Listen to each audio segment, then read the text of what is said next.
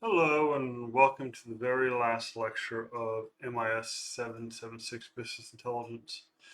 Again, it's been a pleasure having you, and I'm hoping to keep this week light so you can focus on your teach back. I know sometimes it may seem that the teach back is not an important thing, but being able to share that knowledge with others is super valuable. In the business world, when somebody leaves to move to another department, we always have to meet with them to figure out how they're going to do a knowledge transfer, what they call it. When we hire new people, we do knowledge transfers. When we move to different departments, we do knowledge transfers. We have teams that volunteer or individuals that volunteer to say, hey, I'm an expert in ChatGPT or LLMs. I'm going to do a presentation, maybe every month. We have leaders that volunteer the time. So teaching is a big part of the corporate world, much bigger than many people on the outside realize. So I hope everyone does really well in this teach back. It's a vitally important project. So now let's go into the fun part. Let's go into the future. Now, with emerging trends, as with anything else, it is super hard to predict what the next 2 years, next 10 years, next 20 years will hold. If you would have asked anybody, if you would have asked 99.9% of people 3 years ago about LLMs or ChatGPT, nobody would have thought that been a thing. Where 40, 50 years ago, everyone will be living in the city or in the clouds. Sorry about that. Everyone will be living in the clouds with flying cars and robotic jetpacks and many other things that never came true, and some things did. So it's always exceedingly difficult to predict the future. So these are general tips I've seen, that I've read on Medium articles, that I've looked on the internet, that might happen.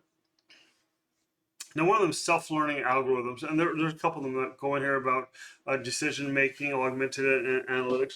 So, with the advancement of machine learning and ChatGPT, one thing that is constantly being revised is taking non-technical people and having them upload data to a technical system, Power BI, Tableau, Alteryx, one of these systems, and then the system realizes, hey, here it needs to do an EDA. You know what? You're using a t-test, but you should use linear regression. You need to use a ridge regression, or even more in detail. Hey, I looked at your data and I noticed that in October you're going to need a lot more of which X or which Y. So this is kind of the dream of a lot of companies, being able to take a lot of raw data and just automatically find insights. A lot of companies are working with this. There's a product by Salesforce called Einstein that kind of does this. I believe it's integrated into parts of Tableau. Microsoft is working on it. So that is something I think that you're going to see somewhat in the future. So future BI tools could employ advanced machine learning algorithms capable of learning from new data in real time, continuously improving the predictive ability. Now NLP. NLP is going to be used in a lot of different methods. Recently, I attended a conference where we take Tableau and I think it was Power BI, Alteryx had one, SPSS. There's a couple of them, and they're using. This is not the best use, in my opinion, of NLP, but basically you can take your notebook, okay? Because nobody, just as with Python and code, a lot of people don't comment their code very well. Okay, well, if you look at a Tableau, and the one thing about Tableau, a lot of their files are just like XML files or JSON files. So you could take that JSON file, run it through an NLP, and then that JSON file could, without exposing any user data, could say, hey, this is what this notebook does. Okay, so the advantage of this is now if you have 20 notebooks, 100 notebooks, 200 notebooks, you can document a Tableau notebook. This document looks at the number of sales from all the locations on the West Coast, summarizes it, then shaves off the top 5%, bottom 5%, does X, Y, and Z, and then makes a pie chart. Okay, and you can do that all without exposing any user data, because again, you're just kind of looking at the JSON or XML underlying the data structure. So that's one use of NLP, and I think that's going to 100% happen. Now, in the next thing, there's something called Ask Data, which is part of Tableau, and there's another couple of products that do this, where just as you have self-learning algorithms, you upload a data set and you literally ask, hey, what is the number of sales from store Y? What is the number of sales on the weekend versus weekday? And you interact with an intelligent system or a chat bot in some type of intelligent manner. Now, some of these systems are out, and some of them, I mean, for low-hanging fruit, they work good. What's the total number of sales over X? What's the year-over-year return on Y? But for more advanced things, they don't tend to work as well as they should. But I think a lot of companies are developing those out. So those are the kind of two areas I see NLP in the next year or two. Additionally, I see NLP going more on the public side. I just noticed on Amazon. Amazon just started recently in the last month or two, taking all the reviews and making a summarized review. According to our machine learning, this review says blah, blah, blah is what people like, is what people don't like. Well, what if we start doing that with data? What if we start doing that with Uber drivers or restaurants? I mean, you go to any McDonald's or, I don't know, Wendy's, maybe it has 1,000 reviews. What's the aggregated reviews of that particular location? So augmented analysis. Let's go down here a couple. Again, so this is kind of similar to self-learning algorithms. This is splitting the hair. So self-learning algorithm, I just kind of upload the data, and the tool will find patterns and find things in it, find actionable intelligence. Augmented analysis is maybe I'm working through a process. Maybe I'm doing an EDA, okay, and I'm trying to clean up some data. Well, maybe the Power BI tool or Pandas or whatever says, hey, instead of removing this, you can impute this data and still be 99.6% accurate. Oh, instead of doing this, we could also include census data and make it better somehow. So they're very similar. It's just kind of the freedom of integration is what I would say the difference between the two is. Okay. Now this goes on to the next one too, decision autonomy or automation. Let's see. Oh, what is it? There we go. Let's just highlight this here. Okay, an autonomous data system will be able to provide insights and make decisions with certain threshold parameters. Okay, so let's think about this. So we do all, and this goes back to the midterm about ethics and data privacy and things like that, but we create these reports for our shareholders. Okay, we know that in this month that we're going to need more of this. So I tell this to the business or to a shareholder or to a KPI person, and they have to pick up the phone and be like, yeah, I need 200 more widgets on the show floor by October. Well, what if we get rid of that type of technology? What if the dashboard, and I want to use that term loosely because, I mean, a lot of things already have actions and actually can trigger text messages and things like that. So some of this can be done kind of automatically. But what if a dashboard could actually do something and fix a problem or prevent a problem, such as automatic restocking. We look at a dashboard and the dashboard pulls real-time data from a data lake or a data mart somewhere and it says, hey, you know what, we're running low on oranges at these 3 locations. Let's take oranges from these other 3 locations and just ship them.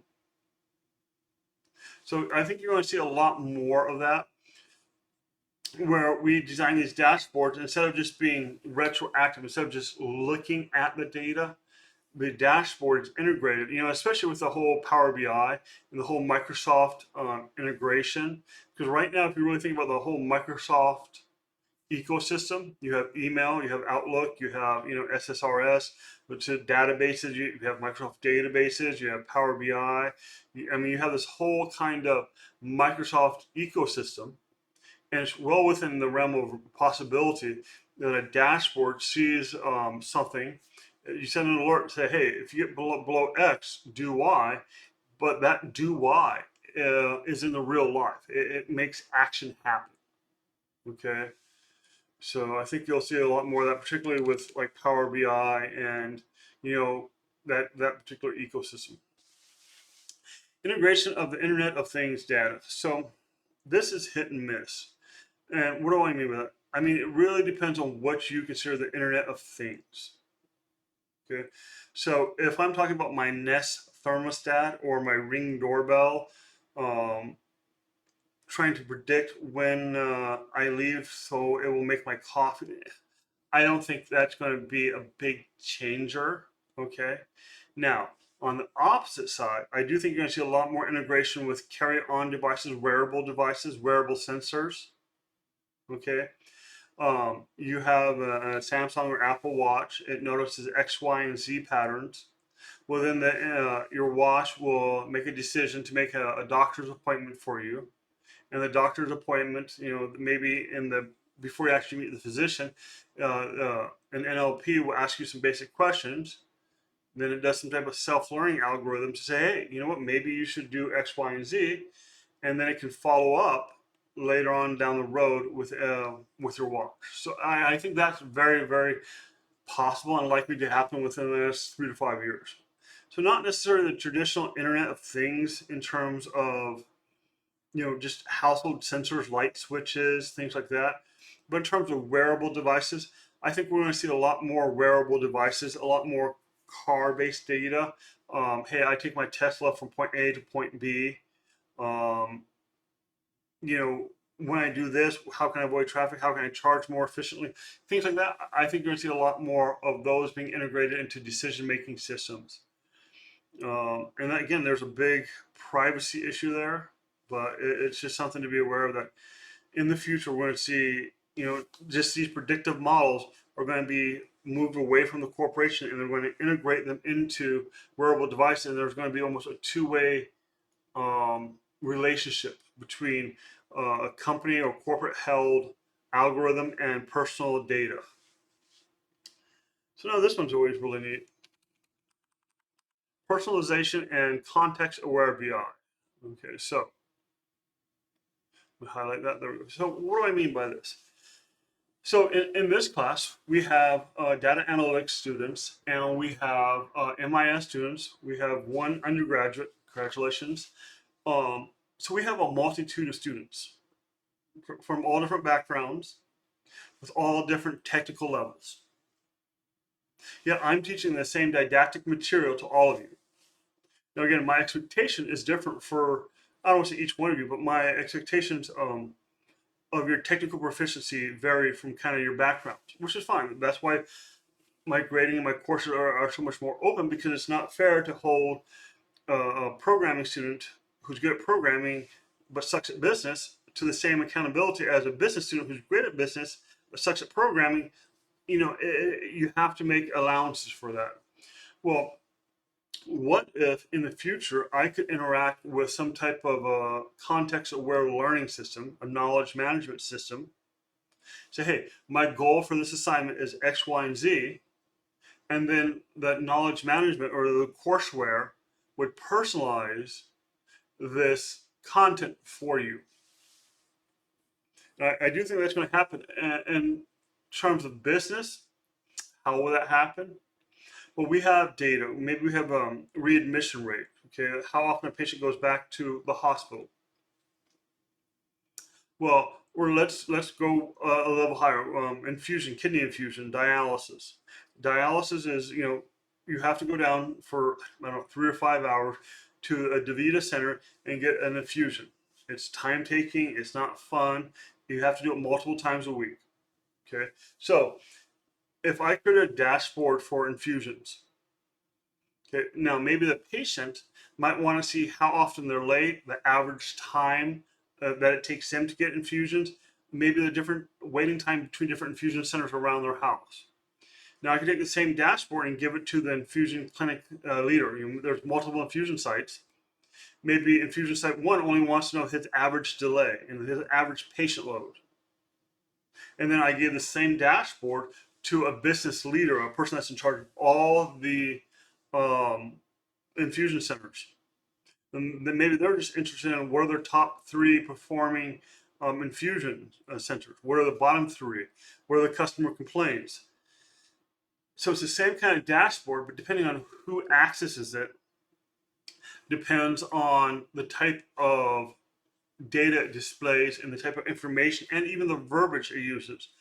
So maybe you don't speak English, and I provide you and somebody else the same dashboard, and say, hey, I don't speak English, and it automatically translates in real time to Tagalog, to Spanish, to Russian. Okay, so these are the type of things that are definitely going to happen in the future. Now, collaborative BI. So,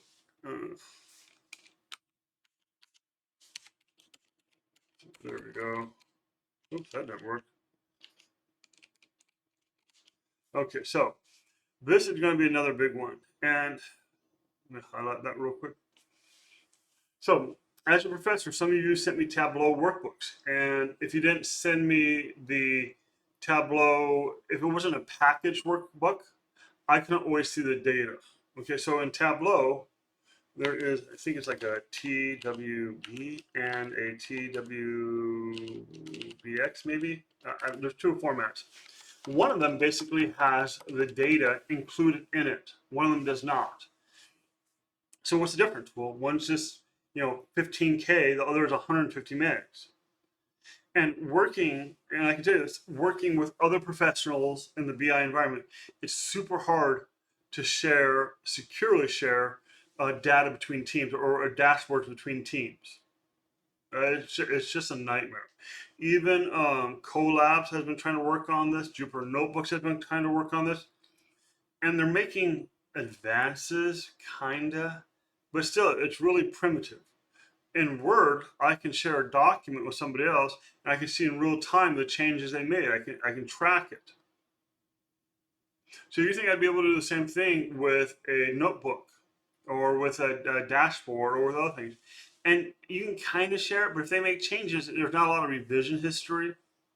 That when I share it, I have to make sure that they have rights to the database. There's bridges and things that you can kind of get around some of this, but again, working teams is inherently hard right now with the business intelligence industry and that data science as a whole. Okay, now they're working to fix this, and there's a whole company dedicated to fixing this, and it just hasn't happened yet. But I think in the future that will happen.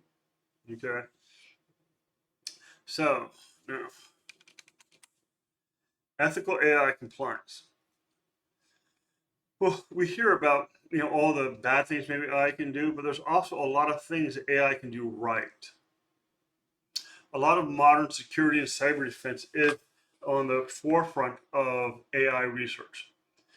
AI can look at mouse movements, patterns of activities, and IP addresses, and detect fraud versus not fraud. Well, we go on and we continue down this road. Eventually, AI will be able to detect whether or not I'm doing things ethically and right by both my shareholders and by my patients, or if I'm making mistakes. And it will also be able to preempt those mistakes. Okay, so hopefully that's something that's developed out sooner than later. Right now, most of the ethical AI governance is policy-based management, and all that is basically slapping. You have an AI output, and after the AI output, you have a policy wrapper basically at the end of it. And the problem with that is that's not proactive. Okay, go to ChatGPT and say something that's controversial. That policy filter would kick in. But wouldn't it be nice if we could have some type of AI that looked at certain data sets or certain chats or emails and say, hey, the email you're about ready to send breaks company policy X, Y, and Z because you're sharing data with a non-privileged individual. So things like that. That will happen. I just don't think it will happen sooner than later. Regretfully, it will happen over time. That is one of the things that I feel that will happen after there is enough compliance and ethics leaks for that to happen.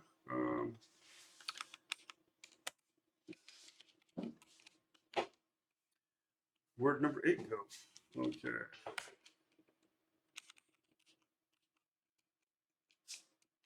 Okay, privacy enhancing technology. Now you're starting to see a little bit of this through Apple, where Apple's offering, I think, a private relay, and that's not really privacy enhancing, but I think Chrome just came out with some more intelligent browsing technology. So as more and more companies or institutions realizes the value of consumers wanting privacy, which is something we've never really asked for or demanded as a society, certain companies at Google and Apple have realized that there's a value in saying, hey, we can offer you enhanced privacy through this tool. Okay. So, what we do on our tool is that, hey, we look at your mouse movement, and then we obfuscate your mouse movements, giving you privacy. Or, there was a website that would load like 200 or 300 random websites at any time. They have like lists of like 1,000 websites, and we just start randomly loading websites to put those cookies on your machine. Things like this are becoming much more popular.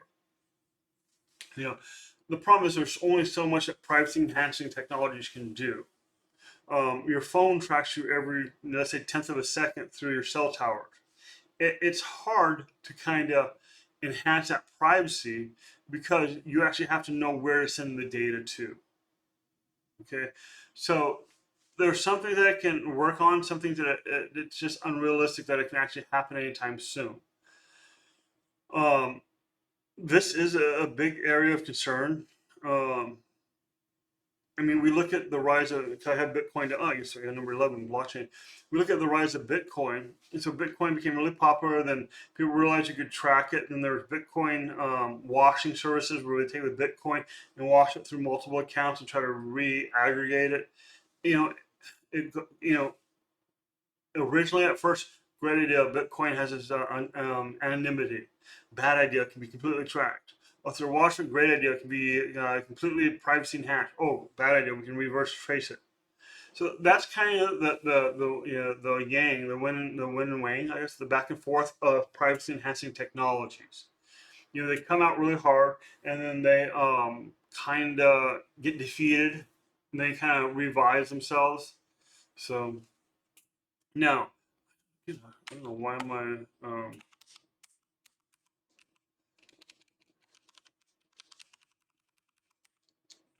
So quantum computers. I think maybe not necessarily in business intelligence, but in analytics, I think quantum computers are going to have a much bigger impact than most people realize. Quantum computers. So the basics of quantum computers is that right now a binary computer has a yes or no, a 1 or 0. Quantum computers can work on probabilities. They can process multiple bits. They can do a lot of different things, these qubits at any one time, making them much faster at non-traditional problems, things that computers, silicon computers can't necessarily do. So there's going to be certain human analysis, certain neural networks, certain thoughts that a quantum computer can do or analyze that traditional computers can't do. Now, in terms of just creating a report for shareholders and KPIs, quantum computers are not going to do that. I don't think, at least in my lifetime. But now, to come up with an analysis that can't be done anywhere else in the world, that provides novel insights, that changes the way we think about nature, the way we think about our environment, that proves something that we thought was unprovable, I think quantum computers are going to be able to do that. Okay. So, blockchain. Okay. So blockchain, I think right now is underutilized, and I think it is going to have a really big impact in, I guess, unforeseeable ways in the future. Now, the whole idea of blockchain, a couple different ways to explain it, but let's just keep it really simple. It's a public ledger. So I go out and write on the wall, I owe Tom $5. Then the next person, Joe, goes, hey, I owe Paul $18. So there's this ledger. Then eventually down the road, Tom goes, Richard, pay me back my $5. Okay. This ledger is maintained mathematically. So we know it's actual and factual. And then we can make a special key that says only Richard and Tom can read these two lines. That Richard owes Tom $5, and Tom said Richard paid back the $5. Okay, so there's ways to protect it. And for good or bad, cryptocurrency has been kind of monopolizing the idea of blockchain. And there are other things that blockchain can do outside of crypto. Ethereum has processing it can wrap in there. It can do data processing. I know people are looking at it for medical storage. There's a lot that can be done. But I think one of the big ways that we're going to see blockchain used is in data sharing. So if I have to report to the U.S. government that, hey, I sold X, Y, and Z, or I have a certain number of patients, okay, maybe I have to report COVID, how many patients test positive for COVID, okay. So what I do is I create a blockchain. I share that information with the U.S. government. Now they can't see it, and I just keep my ledger. Then when they're ready to see my patients for the last 30 days, I send them a key to decrypt the last 30 days. Then we have a newspaper, they want to see it and they can't see it. But they want to run an article on the COVID infection rate. Well, I send them a key that says, hey, you can get summarized information on all this. So you can see maybe the patient's age, the zip code they live in, and there's just a total count. So boom, I send them a blockchain. So I think for the future, blockchain is going to be really, really big on that. And we go back to the one where we talk about sharing and working together. This right here. That's why I got two number 7. So there we go. Look at 8. So when we talk about this, one of the big problems is how do we share data between people, teams, and groups, particularly large amounts of data. We're not talking a couple hundred megs, a couple hundred terabytes, a couple petabytes. Okay. Well, it becomes almost impossible in a lot of ways unless we really start using blockchain. Okay, so I think that's where you're going to see blockchain really kind of take off, is sharing data between teams, sharing data between internal and external providers. I mean, we talked about APIs in this class, and I think the next iteration of APIs will be blockchain. There'll be some method which we can access, I guess, a blockchain and request some type of key where we can get the data that we want in a reasonable manner. Okay, so I do think blockchain is going to be big. I think it's going to be bigger than it is now. I think right now crypto kind of has a bad taste in a lot of businesses' mouth. So a lot of companies don't really want to invest in it, but I do think it's an unstoppable force at this time. Now, explainable AI can break down two different ways. Explainable AI is one of two ideas. Okay, so the first idea is that when I look at these neural networks and they're trained on millions of parameters, how did it come to? That's the other one. How did it work its way through the network to get that weight, to get that bias, to get that understanding? That's the root of explainable AI. Now, in terms of the explainable AI for us in the business world, in terms of explainable AI for everyone out in the world, is why are you making this decision? Why should I trust you? There is, I had a meeting last month, 2 months ago, about whether or not cardiologists, so remember, what is a cardiologist? A cardiologist is a doctor that's gone through and decided, hey, you know what, I'm tired of doing 10 years of school, let me do another 5 years. And they spent 15 years of school to study one thing, the heart, which is crazy. I mean, think about that. I mean, yeah, they can do a bunch of other things, but 15 years to study one thing. And so they're 100% domain experts in one thing, the heart, okay, and vascular and a few other things. Now, are they going to take advice from a bunch of computer nerds that read articles on the internet about how to treat patients better? No, not at all. Cardiologists are like, wait, I'm way smarter than that. But if we can design a tool that instead of just giving the cardiologist a blanket recommendation, or you should do this. If we can have a tool that says, hey, you should do this because of this reason, then our tool will be successful. And right now, that's very, very, very hard to do. It's very easy to make recommendations on all different types of things. It's very hard to make recommendations and explain why that recommendation happened. Go to ChatGPT. What are the top 10 restaurants? And then pick one of them and say, hey, why did you pick this restaurant for me? And why do you think I'll like that? It can't do that. So in the future, and there's a lot of companies working on explainable AI, when we make recommendations, when I say we, when computer systems, when ChatGPT, when algorithms make recommendations, why do they make that recommendations? Okay, and not just some, well, there's a 0.78% chance that it will rain on Tuesday. No, I want in clear English, why did it make that recommendation? Okay, how did it pull data from A, B, C, and D database? How did it combine them? How did it analyze them? And then how did it come up with actionable intelligence detail to make that recommendation? Once we get to that point, I think AI will be accepted a lot more into a lot of different systems. I mean, if we are putting AI, let's say, in the court system, in the court, and the AI says, hey, give this guy 12 years. And the judge goes, why? Well, it's just the average for this person X, Y, and Z. That's not going to fly. If we say, hey, give this guy 12 years, and the AI says, give this guy 12 years because these 12 cases have 12 years. His rate of recidivism is this. His likelihood to readmit is this. And we know that after 12 years, his rate of recidivism drops to 0. And now we have data, and now we know why that number is there.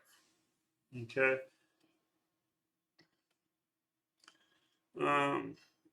Again, more advanced modeling, prescriptive analytics. So let's go to this one, cross-platform integration and mobility. Well, we're getting there. I just had a conversation yesterday, the day before, about a tool, and I can't believe this, and it works great on the desktop, and they touted it as a mobile-friendly device and all this stuff, but it doesn't really work on the mobile device.